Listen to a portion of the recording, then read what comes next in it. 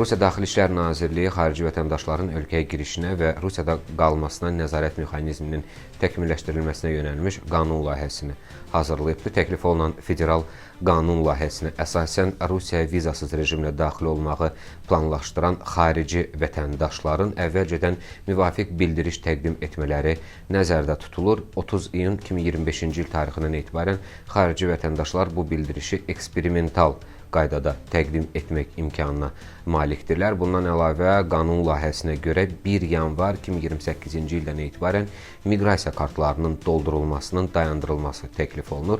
Bu addım onunla izah edilir ki, hazırda miqrasiya kartlarında yer alan məlumatların müvafiq dövlət orqanları arasında mübadiləsi elektron formada həyata keçirilir. Eyni zamanda xarici vətəndaşın rəqəmsal profili adlı dövlət informasiya resursunun yaradılması istiqamətində də işlər aparılır.